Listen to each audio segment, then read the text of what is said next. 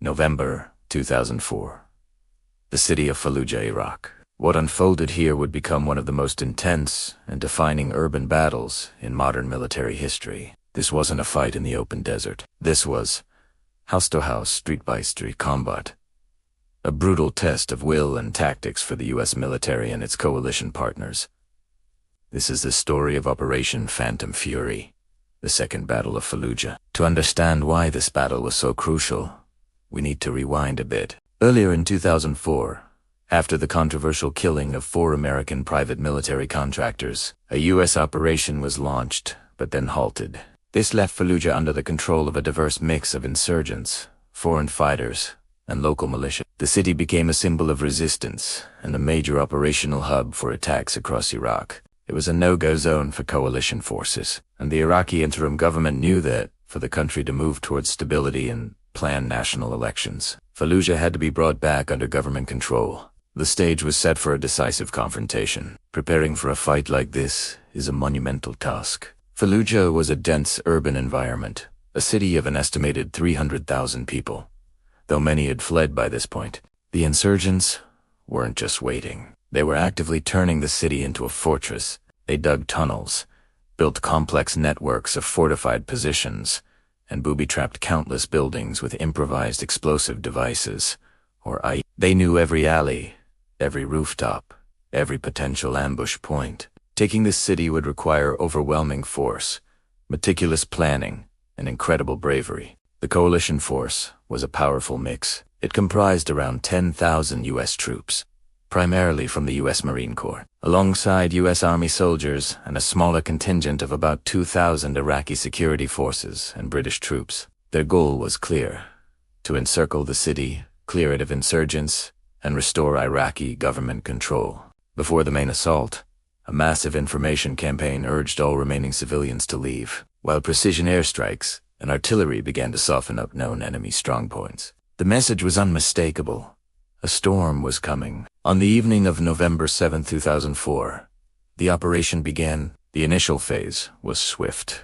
U.S. and Iraqi forces seized key objectives on the outskirts, including the main hospital, which was believed to be a source of propaganda, and secured the 2 main bridges over the Euphrates River. This effectively sealed the city, cutting off any insurgent escape routes. With the perimeter locked down, the main event was about to begin: the push into the heart of the city. The assault was launched from the north. Armored columns of M1 Abrams tanks and Bradley fighting vehicles punched through the outer defenses, creating corridors for the infantry to follow.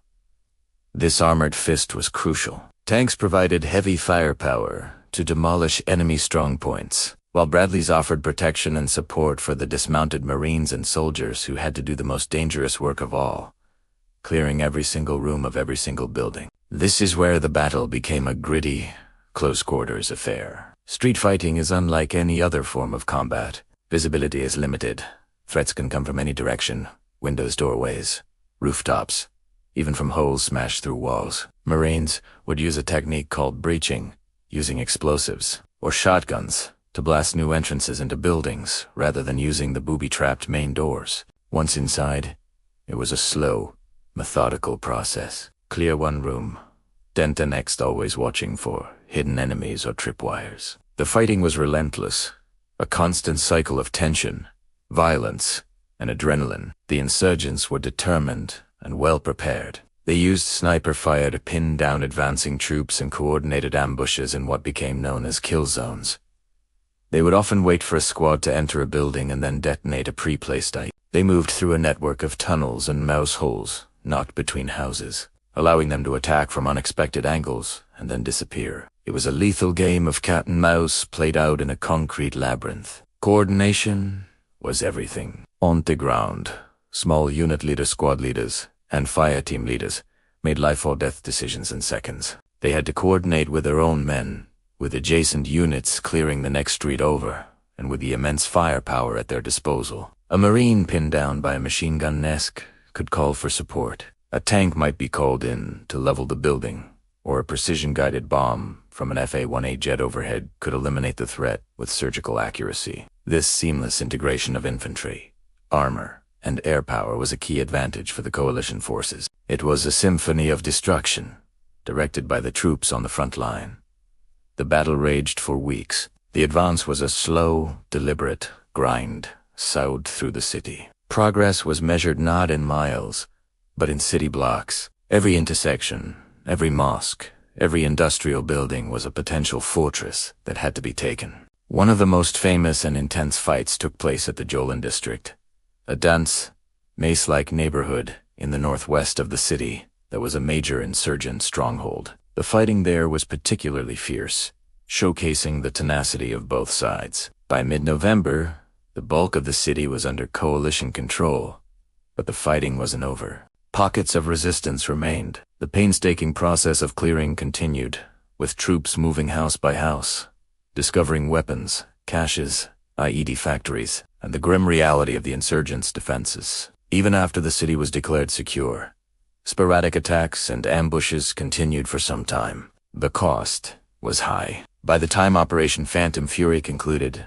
over 95 American service members had been killed, and several hundred more were wounded. The number of insurgents killed is estimated to be over 1,500, and a significant portion of the city was left in ruins. The Battle of Fallujah remains a stark lesson in modern urban warfare. It highlighted the immense challenges of fighting a determined enemy in a dense city. It showcased the critical importance of technology, combined arms tactics, and perhaps most of all, the courage and resilience of the individual soldier and marine on the ground. It became a case study for militaries around the world, influencing training and doctrine for urban combat for years to come. Today, Fallujah has been rebuilt, but the scars of 2004, both physical and psychological, remain. The battle stands as a testament to one of the toughest urban fights in recent memory, a brutal chapter in the Iraqi war that defined a generation of warriors and shaped the future of how wars are fought in the cities of the 21st century.